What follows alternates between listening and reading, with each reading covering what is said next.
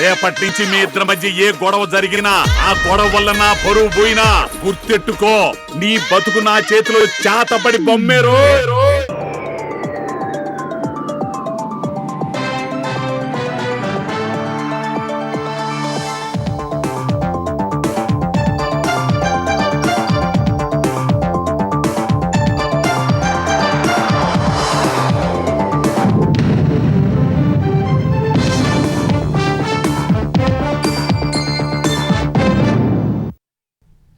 నమస్కారం, ETV news కి స్వాగతం. ముందుగా ముఖ్యాంశాలు.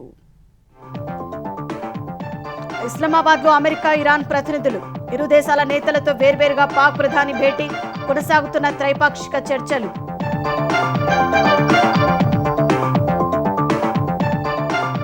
లెబనాన్ లో కొనసాగుతున్న ఇజ్రాయెల్ హెజ్బొల్లా పరస్పర దాడులు, వేర్వేరు చోట్ల 3 మృతి, ద్వైపాక్షిక చర్చలపై సందిగ్ధత.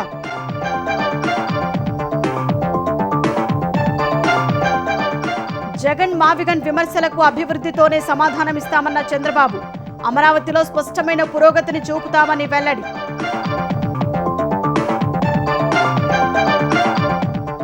ఎన్టీఆర్ జిల్లా కీసర టోల్ ప్లాజా వద్ద ఘోర ప్రమాదం, బ్రేకులు విఫలమై కారుపై పడిన cement tanker, high court senior lawyer మృతి.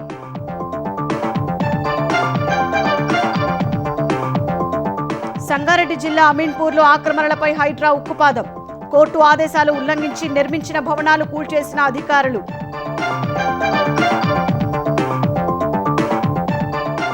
తెలంగాణ ఎక్సైజ్ కమిషనర్ హరికిరణ్ తీరుపై తీవ్ర అభ్యంతరాలు, నోటికొచ్చినట్టు తిడుతున్నట్టు ఆరోపణలు, చర్యలకు ఉద్యోగ జేఏసీ డిమాండ్. సురక్షితంగా భూమిని చేరుకున్న ఆర్టెమిస్ 2, 10 రోజులు చంద్రుడిపై భిన్న పరిశోధనలు, అద్భుతమైన ఫోటోలు తీసిన వ్యోమగాములు.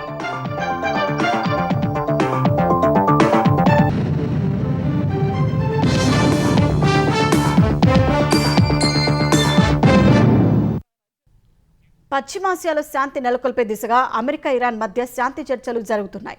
ఇస్లామాబాద్లో జరుగుతున్న ఈ చర్చలకు పాక్ ప్రధాని షెహబాజ్ షరీఫ్ సైతం హాజరైనట్టు తెలుస్తోంది. ఇరాన్, అమెరికా, పాకిస్తాన్ మధ్య త్రైపాక్షిక చర్చలు జరుగుతున్నట్టు రాయిటర్స్ వార్తా సంస్థ తెలిపింది. పాకిస్తాన్ రాజధాని ఇస్లామాబాద్ వేదికగా అమెరికా, ఇరాన్ మధ్య శాంతి చర్చలు జరుగుతున్నాయి. ఈ చర్చలకు అమెరికా బృందానికి ఆ దేశ ఉపాధ్యక్షుడు జేడీ వాన్స్ నేతృత్వం వహిస్తున్నారు. ఇరాన్ బృందానికి ఆ దేశ పార్లమెంటు స్పీకర్ మొహమ్మద్ బగేర్ నాయకత్వం వహిస్తున్నారు. చర్చల నేపథ్యంలో ఇరాన్ ప్రధానంగా 4 డిమాండ్లను ప్రస్తావించింది. లెబనాన్పై ఇజ్రాయెల్ దాడులు వెంటనే ఆపడం స్తంభింపచేసిన తమ ఆస్తులను విడుదల చేయాలని డిమాండ్ చేసింది. అమెరికా ఇజ్రాయెల్ దాడుల్లో ఇరాన్లో జరిగిన నష్టానికి పరిహారం ఇవ్వాలని కోరింది. హర్ముజ్ జలసంధిపై తమకు నియంత్రణ ఉండాలని ఇరాన్ స్పష్టం చేసింది.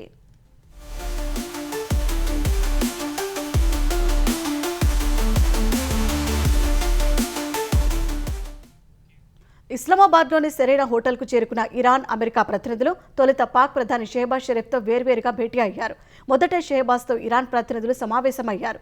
ఈ సందర్భంగా కీలక అంశాలను ప్రస్తావించినట్టు తెలుస్తోంది. ఇరాన్ ప్రతినిధులతో సమావేశం తర్వాత పాక్ ప్రధానితో జేడీ వాన్స్, అమెరికా ప్రతినిధులు సమావేశమయ్యారు. శాంతి చర్చలకు సంబంధించి సమాలోచనలు జరిపినట్లు సమాచారం.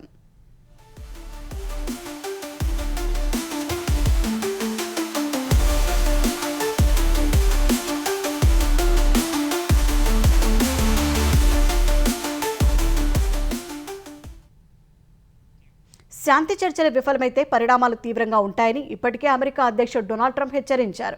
ఇరాన్ వ్యాప్తంగా దాడులు చేస్తామని చెప్పారు. అమెరికా, ఇరాన్ చర్చల నేపథ్యంలో ఇస్లామాబాద్ కట్టుదిట్టమైన భద్రతా వలయంలోకి వెళ్లింది.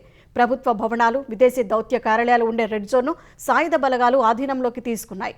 నగరమంతటా సెక్షన్ 144 అమల్లో ఉంది. 10,000 మందికి పైగా పోలీసు, పారామిలిటరీ సిబ్బందిని మోహరించారు. లెబనాన్తో శాంతి చర్చలకు ఇజ్రాయెల్ అంగీకరించినా ఉద్రిక్తతలు తగ్గడం లేదు. ఇజ్రాయెల్, హెజ్బొల్లా ఇవాళ కూడా పరస్పరం దాడులు చేసుకున్నాయి. దక్షిణ లెబనాన్లోని కీలక పట్టణాలను లక్ష్యంగా చేసుకుని ఇజ్రాయెల్ మెరుపు దాడులు చేసినట్లు లెబనీస్ మీడియా పేర్కొంది. నబాతియేలోని తౌల్, జెబ్చిట్ పట్టణాల్లోని నివాస భవనాలపై ఇజ్రాయెల్ వైమానిక దాడులు జరిపిందని వెల్లడించింది. ఈ దాడుల్లో 3 ప్రాణాలు కోల్పోయినట్లు పేర్కొంది. అయితే ఈ దాడులను ఇజ్రాయెల్ అధికారికంగా ధృవీకరించలేదు. అటు తెల్లవారుజామున దక్షిణ లెబనాన్లోని ఇజ్రాయెల్ సైనికులపై దాడులు చేసినట్లు హెజ్బొల్లా ప్రకటించింది. ఇజ్రాయెల్ ప్రాంతాలపై విరుచుకుపడినట్లు ధృవీకరించింది. లెబనాన్ నుంచి తమ భూభాగంలోకి వచ్చిన డ్రోన్ను గుర్తించినట్లు ఇజ్రాయెల్ రక్షణ దళం IDF పేర్కొంది.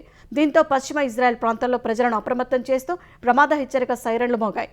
లెబనాన్తో నేరుగా శాంతి చర్చలు జరిపేందుకు అంగీకరించినప్పటికీ హెజ్బొల్లాతో కాల్పుల విరమణ అంశంపై చర్చించే ప్రసక్తే లేదని ఇజ్రాయెల్ వెల్లడించింది.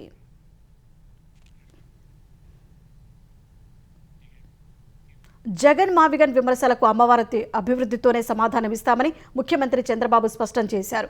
అమరావతిలో స్పష్టమైన పురోగతిని చూపుతామని టీడీపీ కేంద్ర కార్యాలయంలో జరుగుతున్న శిక్షణ తరగతులకు హాజరైన చంద్రబాబు తెలిపారు. పిచ్చి పట్టినట్లు చేసే మావిగన్ ప్రకటనలకు ప్రజలు పిచ్చోడి ముద్ర వేస్తున్నారని విమర్శించారు. టీడీపీ కార్యకర్తల ఆర్థిక బలోపేతానికి E3 కార్యక్రమం అమలు చేస్తామని చంద్రబాబు ప్రకటించారు. తెలుగుదేశం పార్టీ కేంద్ర కార్యాలయం ఎన్టీఆర్ భవన్లో జరుగుతున్న నాయకుల శిక్షణ తరగతుల్లో సీఎం చంద్రబాబు స్వయంగా పాల్గొన్నారు. మీడియాతో ఇష్టాగోష్ఠిగా మాట్లాడిన చంద్రబాబు జగన్ మావిగన్ విమర్శలకు అమరావతి అభివృద్ధే సరైన సమాధానమిస్తుందని తెలిపారు. పిచ్చి పట్టినట్లు చేసే మావిగన్ ప్రకటనలకు ప్రజలు పిచ్చోడి ముద్ర వేస్తున్నారని విమర్శించారు. పిచ్చవాగుడుపై చర్చ కూడా అనవసరమని మండిపడ్డారు. అభివృద్ధి అనేది ఒక చోట ఆగేది కాదన్నారు. హైదరాబాద్, బెంగళూరులో నిరంతర అభివృద్ధి జరుగుతోందని అవి విస్తరిస్తూనే ఉన్నాయని తెలిపారు. తెలంగాణ మొత్తం ఆదాయంలో 70% హైదరాబాద్ నుంచి వస్తోందని గుర్తు చేశారు. తలసరి ఆదాయంలో తెలంగాణ దేశంలో అగ్రభాగాన ఉందంటే అది హైదరాబాద్ వల్లేనని తెలిపారు. రాజధాని అమరావతి స్వయం ఆర్థిక అభివృద్ధి ప్రాజెక్ట్ అని చెప్పారు. ఇక్కడ 5,000 ఎకరాల ల్యాండ్ బ్యాంకు ఉందని వెల్లడించారు. ఎకరం ఇప్పుడున్న రేట్ల ప్రకారం 10 కోట్లు విలువ వేసుకున్నా 50,000 కోట్లు అవుతుందన్నారు. భవిష్యత్తులో 20 కోట్లు వేసుకుంటే ఆ భూమి విలువ 1,00,000 కోట్లని చెప్పారు. ఇలాంటి విషయాలు తెలియని వారు చేసే విమర్శలను పట్టించుకోవాల్సిన అవసరం లేదన్నారు. హైదరాబాద్కు ORR, airport, IT, knowledge economy లాంటివన్నీ ఆదాయాన్ని పెంచాయని గుర్తు చేశారు. సైబరాబాద్ వల్ల హైదరాబాద్ నేటికి అభివృద్ధి చెందుతూనే ఉందన్నారు. అమరావతి కూడా అదే తరహాలో అభివృద్ధి చెందుతుందని ధీమా వ్యక్తం చేశారు. అనంతరం టీడీపీ కార్యకర్తలు, నేతలకు సీనియర్ నేతలతో ఇప్పిస్తున్న శిక్షణ తరగతులు సాగుతున్న తీరును చంద్రబాబు పరిశీలించారు. వారితో తన అభిప్రాయాలను పంచుకున్నారు. రాజకీయాల్లో, పరిపాలనలో గత పరిణామాలు, ప్రస్తుత సంక్షేమం, అభివృద్ధి, భవిష్యత్తు ప్రణాళికలను కార్యకర్తలకు వివరించారు. సామాన్య కార్యకర్తలైనా మెరుగ్గా విశ్లేషించేలా అవగాహన పెంచుకోవాలని దిశానిర్దేశం చేశారు. టీడీపీ కార్యకర్తల ఆర్థిక బలోపేతానికి ఎథికల్ ఎకనామిక్ ఎంపవర్మెంట్ E3 కార్యక్రమాన్ని చేపడతామని తెలిపారు. క్లీన్ అండ్ గ్రీన్ చేపట్టాం, క్లీన్ ఎనర్జీని ఎంకరేజ్ చేస్తున్నాం, క్లీన్ పాలిటిక్స్ కూడా చేస్తున్నామని తెలిపారు. క్లీన్ పాలిటిక్స్ కు కేర్ ఆఫ్ అడ్రస్ గా టీడీపీని నిలిపే విధంగా కార్యకర్తలు పనిచేయాలని సూచించారు. పాజిటివ్ పాలిటిక్స్ చేయాలని, పాజిటివ్ ఓట్లు పెంచుకోవాలని తెలిపారు. గతంతో పోలిస్తే టీడీపీ ఓటు బ్యాంకు పెరగాలని అన్నారు. ప్రభుత్వం అమలు చేస్తున్న సంక్షేమం, అభివృద్ధి కార్యక్రమాలు సహా ప్రభుత్వ కష్టాన్ని ప్రజలకు అర్థమయ్యేలా చెప్పాలని నేతలకు దిశానిర్దేశం చేశారు. సొంత కుటుంబం కోసం ఎలా ఆలోచించానో టీడీపీ కుటుంబం కోసం కూడా అదే విధంగా ఆలోచన చేస్తున్నట్టు తెలిపారు. క్షేత్రస్థాయిలో అమలవుతున్న సంక్షేమ, అభివృద్ధి కార్యక్రమాలపై కార్యకర్తల నుంచి ఫీడ్బ్యాక్ తీసుకున్నారు. ఆంధ్రప్రదేశ్లో రోడ్ల నిర్మాణాల నాణ్యత విషయంలో ప్రభుత్వం రాజీ పడబోదని ఉప ముఖ్యమంత్రి కార్యాలయం స్పష్టం చేసింది. కాకినాడ జిల్లా ప్రతిపాడు రోడ్డు పనులు నిర్మాణ దశలోనే ఉండగానే నాణ్యత లేదని కొన్ని మీడియా సంస్థలు సామాజిక మాధ్యమాలు ప్రచారం చేయడాన్ని ఖండించింది. పంచాయతీరాజ్, గ్రామీణాభివృద్ధి శాఖ ఆధ్వర్యంలో రహదారి నిర్మాణ పనుల తనిఖీలు, సోషల్ ఆడిట్ నిర్వహిస్తూ ప్రజాధనాన్ని పారదర్శకంగా ఖర్చు చేస్తున్నామని ఓ ప్రకటనలో తెలిపింది. అయితే మెడిచింత, ఉలుగుబోళ్ల మధ్య రోడ్డు నిర్మాణంపై 2 రోజులుగా వైసీపీ, దాని అనుబంధ మీడియా సంస్థలు అసత్య వార్తలు ప్రచారం చేస్తున్నాయని ఆరోపించింది. ఇలాంటి తప్పుడు ప్రచారాలు చేసే సంస్థల మీద చర్యలు తీసుకుంటామని ఉప ముఖ్యమంత్రి కార్యాలయం హెచ్చరించింది. తెలంగాణ ఎక్సైజ్ కమిషన్ హరికిరణ్ దుర్భాషలాడటంతో మనస్తాపానికి గురై నిజామాబాద్ ఆబ్కారీ శాఖ డిప్యూటీ కమిషనర్ సోమిరెడ్డి ఆసుపత్రి పాలయ్యాడు. కానిస్టేబుల్ బదిలీల కోసం ఆబ్కారీ ఆఫీసుకు వెళ్తే కమిషనర్ తనను అకారణంగా నోటికొచ్చినట్లు తిట్టారని సోమిరెడ్డి ఆరోపించారు. తీవ్ర మానసిక వేదనకు గురై కుప్పకూలినట్లు తెలిపారు. తన జీవితంలో ఎన్నడూ ఎదుర్కొని ఘోర అవమానం ఎదురైందని సోమిరెడ్డి ఆందోళన వ్యక్తం చేశారు. నేను మా శాఖలో కానిస్టేబుల్ ట్రాన్స్ఫర్ కోసం కమిషనర్ ఆఫీస్కి వెళ్ళినప్పుడు చాలా ఇబ్బందికర పరిస్థితి ఎదుర్కొన్న కమిషనర్ గారిని రూమ్లో కలవటానికి వెళ్ళినప్పుడు తను నన్ను ఏ చెప్పు చేయకపోయినా కానీ ఇష్టం వచ్చినట్టు తిట్టిండు. పేదవా అని తిట్టితే నేను అలా అనొద్దు సార్ అని అన్నందుకు దాని పేరు మీద 15 నిమిషాలు నిలబెట్టి ఇష్టం వచ్చినట్టుగా మాట్లాడాడు. నేను మా యొక్క సున్నిత మనస్తత్వంతో నేను తట్టుకోలేక బయటకు వచ్చి మా మిత్రులకి, అధికారులకు కూడా చెప్పుకున్నాను. అయినా కానీ అక్కడ నాకు ఎటువంటి తొందరగా ఎవరి పరిస్థితి దాన్ని ప్రశ్నించకపోవటం వలన నేను తట్టుకోలేక కింద పడిపోయాను. నిజామాబాద్ డివిజన్ ఆబ్కారీ శాఖ డిప్యూటీ కమిషనర్ వి సోమిరెడ్డిని అకారణంగా దూషించిన ఆ శాఖ కమిషనర్పై వెంటనే చర్యలు తీసుకోవాలని తెలంగాణ ఉద్యోగుల జేఏసీ చైర్మన్ లచ్చిరెడ్డి కార్యదర్శి రాజశేఖర్ డిమాండ్ చేశారు. సోమిరెడ్డిని పరుష పదజాలంతో దూషించి అవమానపరిచిన ఆబ్కారీ శాఖ కమిషనర్ను వెంటనే సస్పెండ్ చేయాలని ప్రభుత్వాన్ని కోరారు. ఉద్యోగులను దూషిస్తూ అవమానపరుస్తున్న ఆబ్కారీ శాఖ కమిషనర్ వ్యవహారంపై ప్రత్యేక కమిటీ వేసి విచారణ జరిపించాలన్నారు. అన్పార్లమెంటరీ భాష, పరుష పదజాలంతో ఉద్యోగులను దూషిస్తూ వారి జీవితాలతో ఆడుకుంటున్న కమిషనర్ తీరును ఖండిస్తున్నట్టు పేర్కొన్నారు. 30 ఏళ్లు ఆబ్కారీ శాఖకు సేవలందించిన ఉత్తమ అధికారి సోమిరెడ్డిని అదే శాఖ కమిషనర్ అకారణంగా దూషించడం దురదృష్టకరమని ఆందోళన వ్యక్తం చేశారు. సంగారెడ్డి జిల్లా అమీన్పూర్ మండలం ఐలాపూర్లోని అక్రమ కట్టడాలపై హైడ్రా ఉక్కుపాదం మోపింది. రెవెన్యూ, మున్సిపల్ అధికారులతో కలిసి భారీ పోలీస్ బందోబస్తు మధ్య కూల్చివేతలు చేపట్టింది. కోర్టు స్టే ఆర్డర్ ఉన్న నిర్మాణాలు జరిపిన ముఖ్యం గెస్ట్ హౌస్ సహా అతని సోదరుడు అజీం నిర్మించిన 6 అంతస్తుల భవనాన్ని హైడ్రా కూల్చివేసింది. ఐలాపూర్లో ప్రభుత్వ ఖాళీ స్థలాలను అధికారులు స్వాధీనం చేసుకుంటున్నారు. మొత్తం 1263 ఎకరాల సర్కారు భూమి ఉండగా ఇందులో ఇప్పటికే చాలా నివాసాలు వచ్చాయి. ఆ నివాసాల జోలికి వెళ్లకుండా మిగిలి ఉన్న 860 ఎకరాల ప్రభుత్వ భూమిని అధికారులు కాపాడుతున్నారు. దీని విలువ 15,000 కోట్ల రూపాయలకు పైగా ఉంటుందని అంచనా. మరోసారి కబ్జాలకు గురికాకుండా బహిరంగ స్థలానికి ఫెన్సింగ్ వేసేందుకు అధికారులు ఏర్పాట్లు చేస్తున్నారు. అక్రమ కట్టడాలను హైడ్రా కూల్చివేయడంపై రాజగోపాల్ నగర్ వాసులు హర్షం వ్యక్తం చేశారు. బాణసంచా కాల్చి సంబరాలు చేసుకున్నారు. ఐలాపూర్లోని ప్రభుత్వ భూములపై 1998లోనే హైకోర్టు స్టే ఆర్డర్ ఇచ్చిందని హైడ్రా కమిషనర్ రంగనాథ్ స్పష్టం చేశారు.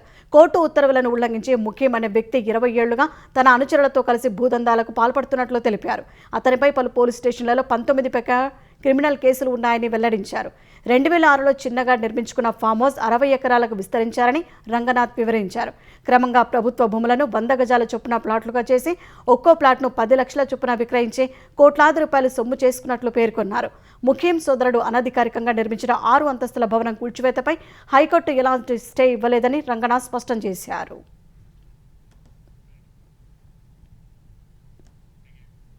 ప్రపంచంలోని దిగ్గజ ఫైనాన్స్ సంస్థలని బీసీసీల ఏర్పాటుకు హైదరాబాద్ను గమ్యస్థానంగా ఎంచుకున్నాయని తెలంగాణ ఐటీ పరిశ్రమల శాఖ మంత్రి శ్రీధర్ బాబు తెలిపారు.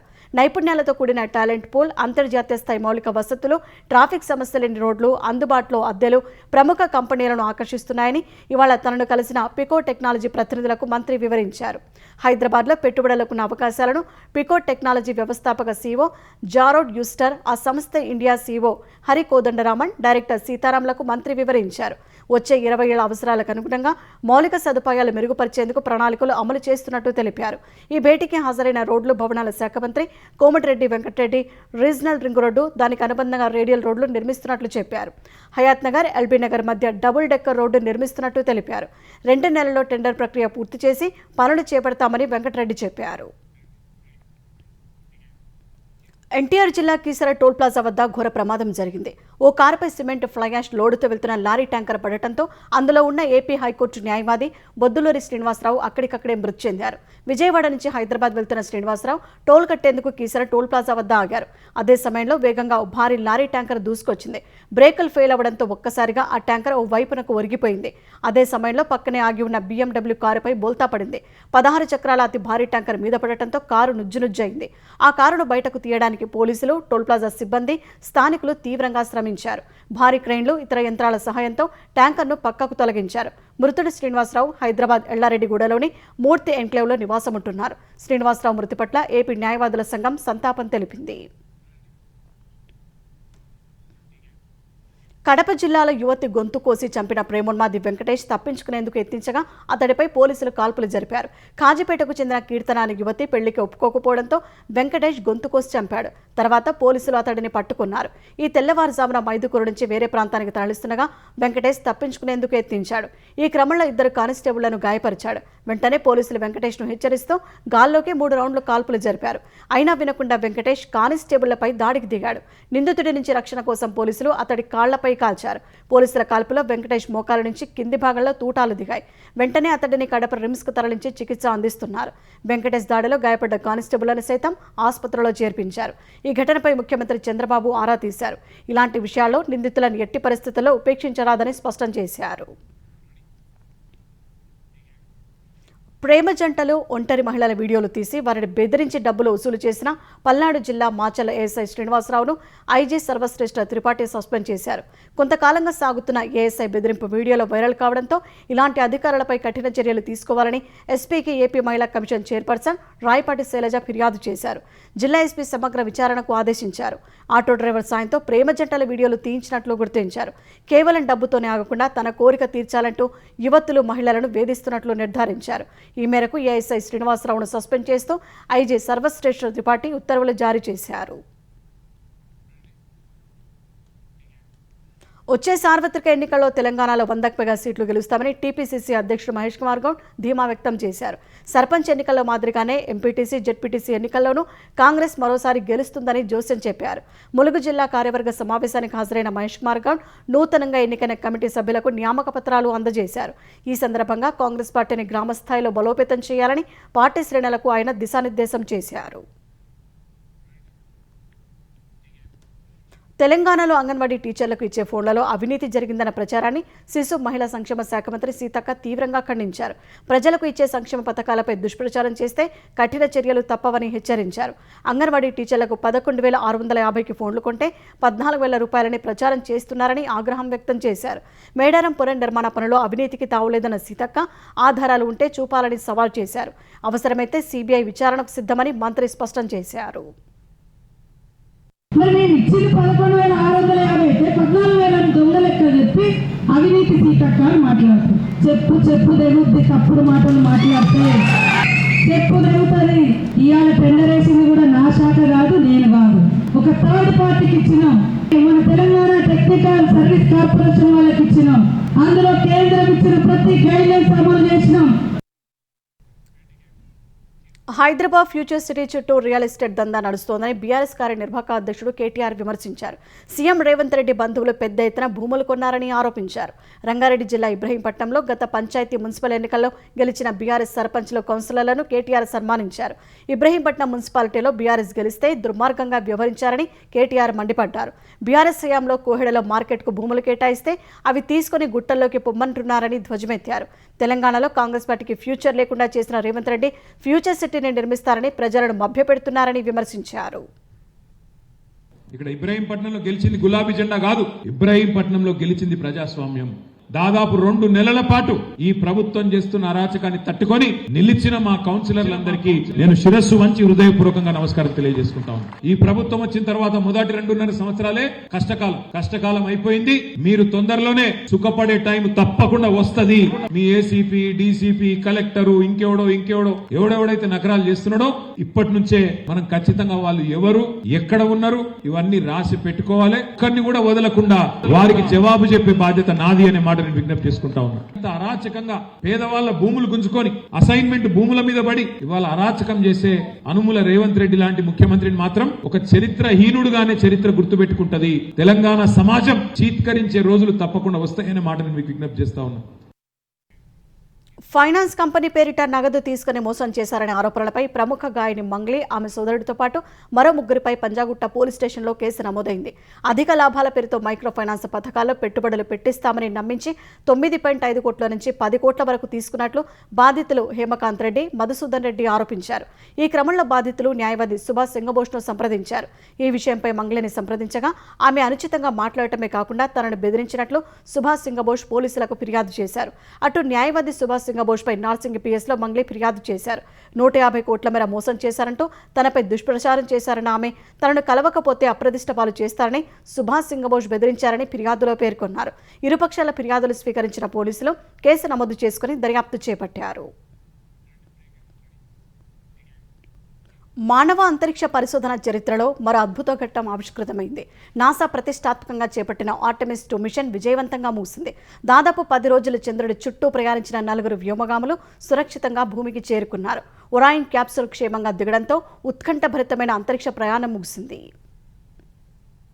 అర్ధ శతాబ్దం తర్వాత చంద్రుడి చెంతకు వెళ్లిన మానవాళి విజయవంతంగా భూమిపైకి తిరిగి వచ్చింది. ఆర్టెమిస్ 2లోని 4 వ్యోమగాములు Reid Wiseman, Victor Glover, Christina Koch, Jeremy Hansen భూమికి సురక్షితంగా చేరుకున్నారు. ఒరాయన్ క్యాప్సూల్ క్షేమంగా దిగడంతో ఉత్కంఠభరితమైన 10 రోజుల అంతరిక్ష ప్రయాణం ముగిసింది. అంతకు ముందు గంటకు 38,367 కిలోమీటర్ల వేగంతో క్యాప్సూల్ భూ వాతావరణంలోకి ప్రవేశించింది. అప్పుడు గాలి రాపిడి వల్ల క్యాప్సూల్ వెలుపల ఉష్ణోగ్రత 3000 డిగ్రీల సెల్సియస్ కు చేరుకుంది. పారాచూట్లతో వేగాన్ని క్రమంగా తగ్గిస్తూ వచ్చారు. అనంతరం శాండియాగో తీరానికి సమీపంలోని పసిఫిక్ మహాసముద్రంలో ఈ తెల్లవారుజామున 5:38 ఒరాయన్ క్యాప్సూల్ స్లాష్ డౌన్ అయింది. అప్పటికే అక్కడ సిద్ధంగా ఉన్న అమెరికా నౌకాదళానికి చెందిన యుఎస్ఎస్ జాన్ పి మూర్తాలోని నాసా రికవరీ టీం, నేవీ డైవర్లు పారాచూట్లను వేరు చేసి వ్యోమగాములను క్యాప్సూల్ నుంచి బయటకు తీసుకువచ్చారు. అనంతరం హెలికాప్టర్లలో యుద్ధ నౌకకు తరలించి వైద్య పరీక్షలు నిర్వహించారు.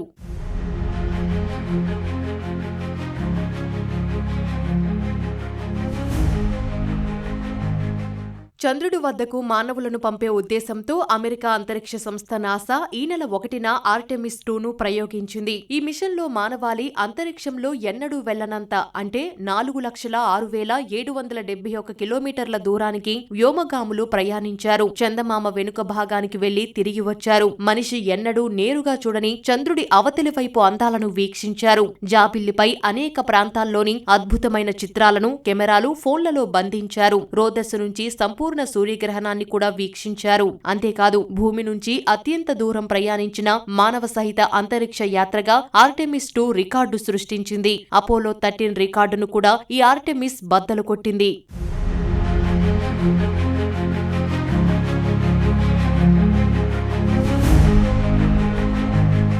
ఆర్టెమిస్ 2 విజయవంతంపై అమెరికా అధ్యక్షుడు డొనాల్డ్ ట్రంప్ హర్షం వ్యక్తం చేశారు. వ్యోమగాములు ఈ మిషన్లో భాగమైన సిబ్బందికి ట్రూత్ సోషల్ వేదికగా అభినందనలు తెలిపారు. త్వరలోనే వారందరినీ వైట్ హౌస్ లో కలుస్తానని చెప్పారు. తమ తదుపరి అడుగు అంగారక గ్రహంపై అని ట్రంప్ రాసుకొచ్చారు. బంగాల్లో ప్రభుత్వం ఏర్పాటు చేశాక పౌరసత్వ సవరణ చట్టం అమలును వేగవంతం చేస్తామని ప్రధాని నరేంద్ర మోదీ చెప్పారు. అర్హులైన శరణార్థులకు రాజ్యాంగం ప్రకారం పౌరసత్వం ఇస్తామని హామీ ఇచ్చారు. పశ్చిమ బెంగాల్ కత్వాలో ఎన్నికల ప్రచారంలో పాల్గొన్న మోదీ తృణమూల్ ప్రభుత్వంపై విమర్శలు గుప్పించారు. 15 ఏళ్ల తృణమూల్ పాలనలో ప్రజలు భయం గుప్పిట్లో బ్రతికారని దుయ్యబట్టారు. సిండికేట్ ముఠాలు సహజ వనరులను యథేచ్ఛగా కొల్లగొట్టాయని ఆరోపించారు. బీజేపీ అధికారంలోకి వస్తే టెండర్ ప్రక్రియలను పారదర్శకంగా నిర్వహిస్తామని హామీ ఇచ్చారు. అక్రమ చొరబాటుదారులకు సహకరించిన వారి ఆట కట్టిస్తామని హెచ్చరించారు. బంగాల్లో బీజేపీ ప్రభుత్వం ఏర్పడితే దేశం నుంచి వెళ్లిపోవడం తప్ప చొరబాటుదారులకు ప్రత్యామ్నాయం ఉండదన్నారు. తృణమూల్ అమలు చేసిన సంక్షేమ పథకాలను కొనసాగిస్తామన్న ప్రధాని ఆ పార్టీ నాయకులు చేపట్టిన అవినీతికి మాత్రం ఫుల్ స్టాప్ పెడతామని ప్రకటించారు.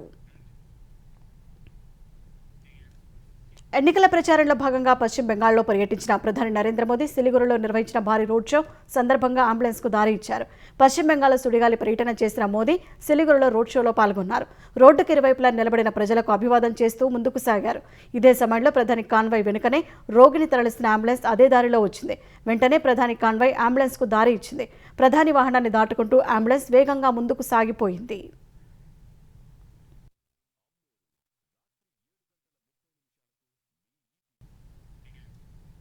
పశ్చిమ బెంగాల్లో అసెంబ్లీ ఎన్నికలకు పోలింగ్ దగ్గర పడుతున్న వేళ ముఖ్యమంత్రి టీఎంసీ అధినేత్రి మమతా బెనర్జీ సంచలన ఆరోపణలు చేశారు.